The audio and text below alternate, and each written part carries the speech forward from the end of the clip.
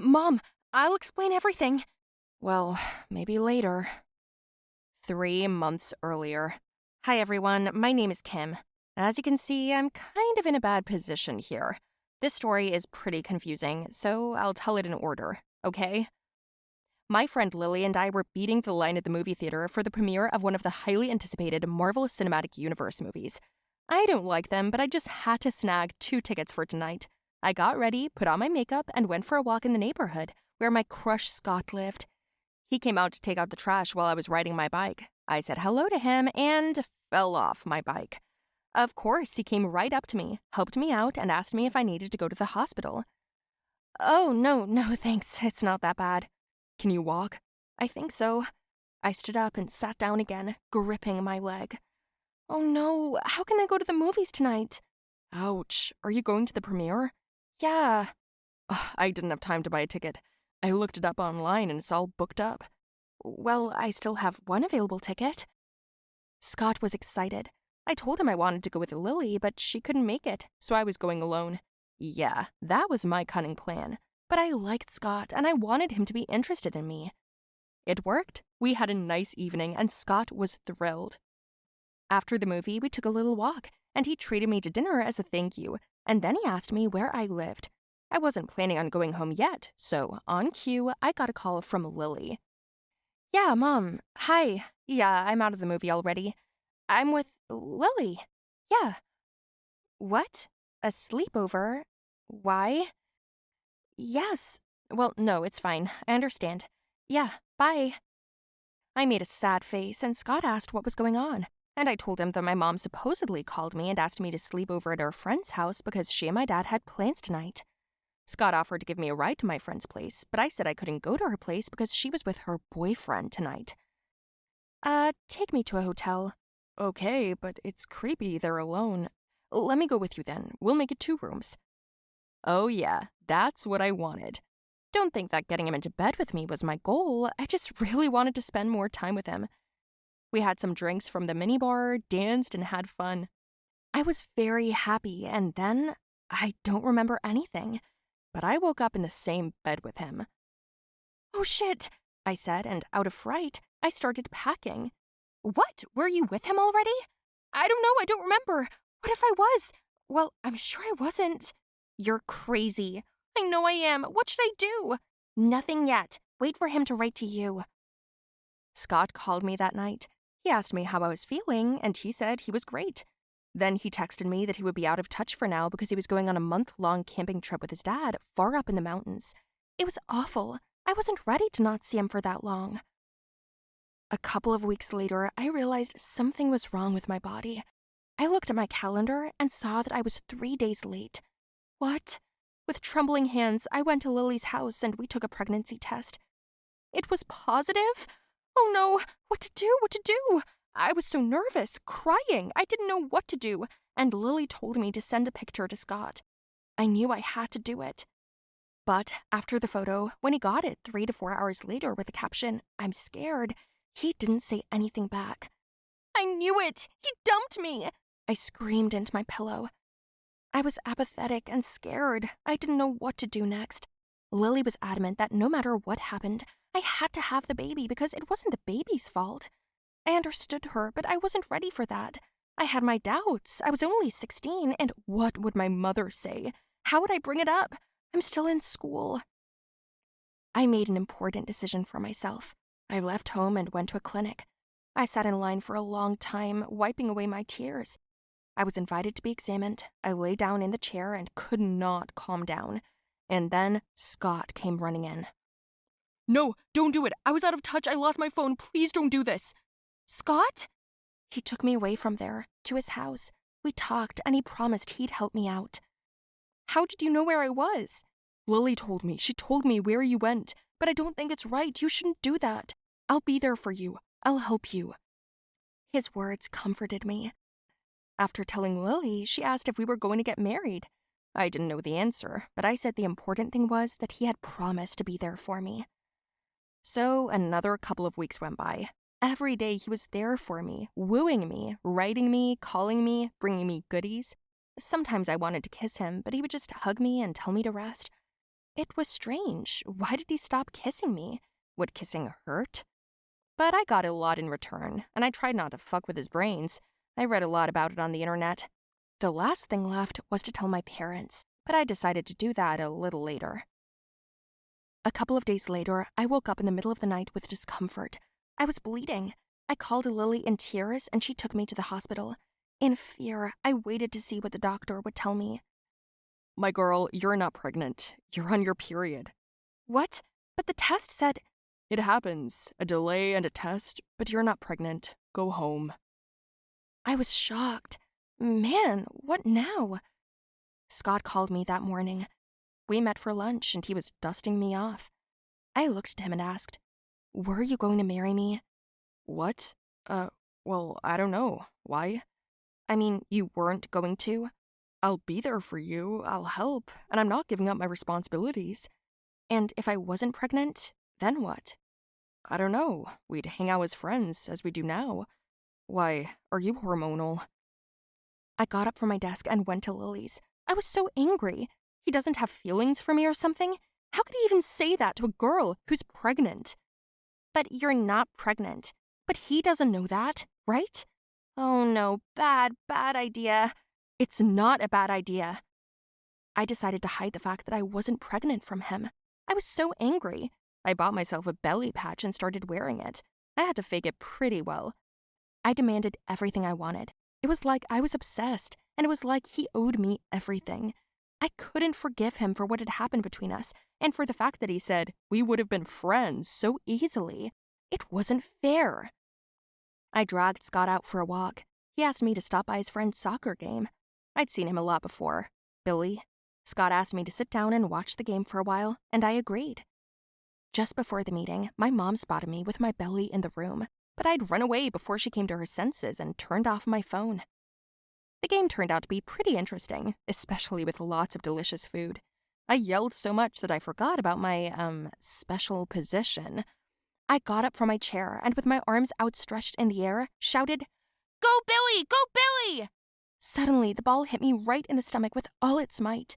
Purely reflexively, I pushed it with my stomach and stood there smiling, while the crowd froze. I didn't immediately understand what was going on. Then I threw the burger out of my hands and grabbed my stomach.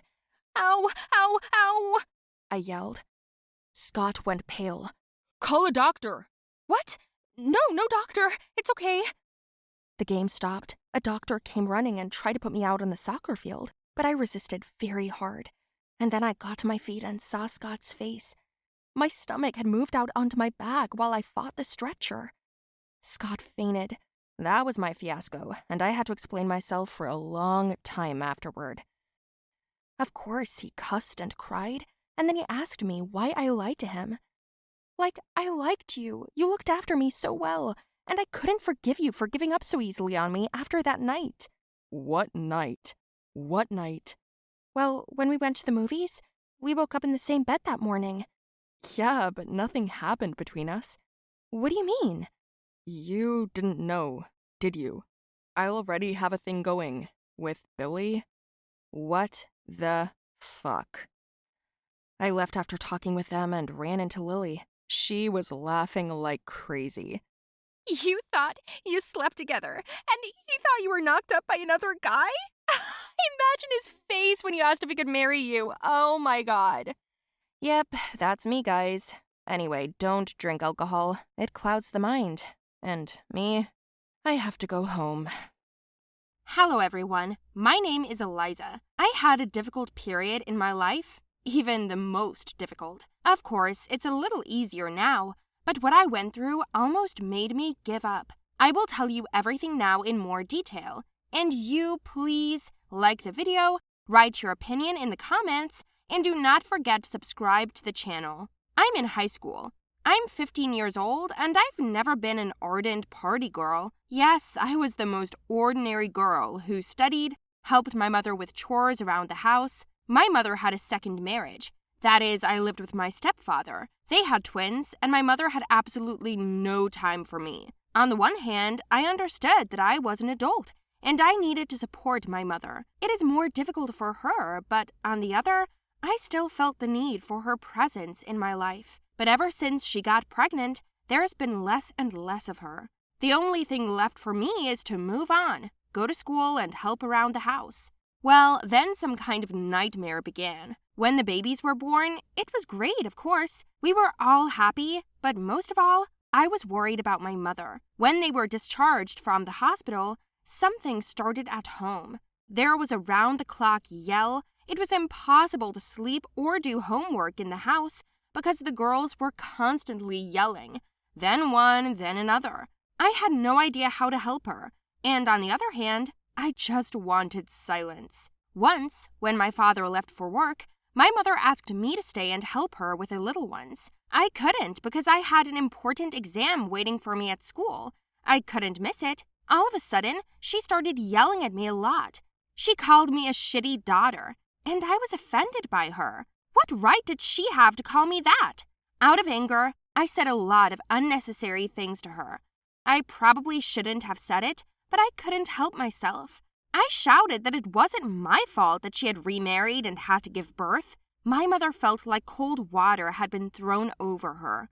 She stood up straight and left. Full of anger, I slammed the door and ran to school. By the way, yes, that day I successfully failed the exam, and this made me even more angry. I've never been so angry before. Anyway, just in time for me to step out into the hallway after the exam, Cal came up to me. This is a guy from another group. He has been hitting on me for a long time, but I did not return his love. He invited me to a party in honor of the fact that his parents went on vacation and left him alone in their big house. I decided to accept the invitation and went with him as agreed. I was very drunk that night, and I think I was taken with a first glass of champagne. I felt so bad that I couldn't control myself anymore. All I remember is Cal pouring me another glass of champagne or wine and then inviting me into his bedroom. I didn't even say anything. I just went with him, and I don't remember much about what happened there. When I woke up the next morning, I felt like my whole body was hurting, including my head. Cal started to say something to me, but I put my hand over his mouth. I didn't want to hear it. I got dressed and left. I heard a lot more from my mother, and our relationship heated up. But the problems didn't end there. After a week, I noticed something. I had delayed menstruation.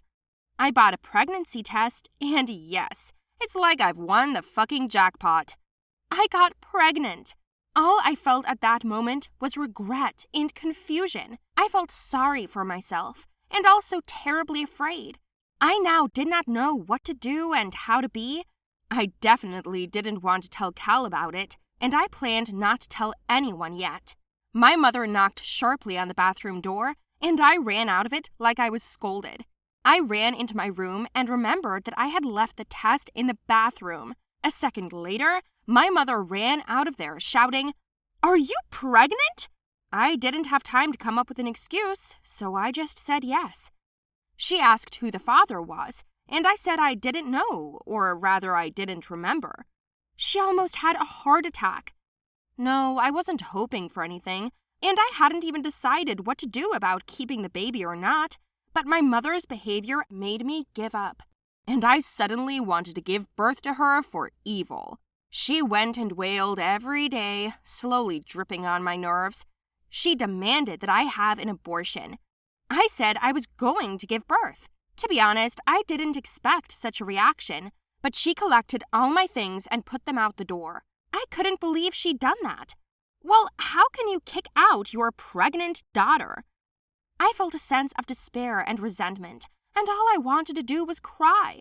I cried a lot and every day. It's a good thing my girlfriend took me in. Natalie was kind, and she lived alone with her parents. Nat understood my situation and promised to help me in any way she could. I don't know how long I lay and cried. Apparently it was influenced by hormones. It's been a week, and I haven't heard from my mother. Of course, this upset me even more. My stepfather didn't care about me. I didn't need anyone but myself and my girlfriend. As soon as I thought about it, someone came to the door. Imagine, it was my stepfather. He brought me money, food, and clothes. It turns out that Natalie told him where I was, and he decided to help a little. I didn't expect it. When I asked where my mom was, he said she was home with the girls, apologized for her, and said she was having a hard time, so she was taking it out on me. I asked him to tell her that I was not a scapegoat, and that if it was so difficult for her to think about me, then let her not strain herself. Apparently, she had no place left for me in her life. My stepfather must have felt it too, so it was like he was apologizing. I accepted his help, and then he left. I gave the whole amount to Natalie for my living expenses. We held out for another month, but I needed care, a doctor and all that, and I didn't even know where to go. I was so scared. I was getting even more depressed when someone knocked on our door again. I thought it was my stepfather again, but Cal was standing outside the door. He threw himself on me, kissed me, hugged me, and swore that he would love our child more than anyone else. I couldn't believe it. I thought he was kidding, but it turns out I was wrong about him. Cal hugged me and asked me why I didn't say anything, why I didn't tell him, and all I said was, "Are you sure the baby's yours?" To which he replied that he did not doubt it for a second, and he was right. Cal talked to his parents, and they took me home with them. He had a great family, they accepted me, and Cal started working for his father and earning money. I took a sabbatical from school to calmly go through the pregnancy and give birth. In general, wish me good luck, because in a couple of months, we will see our baby.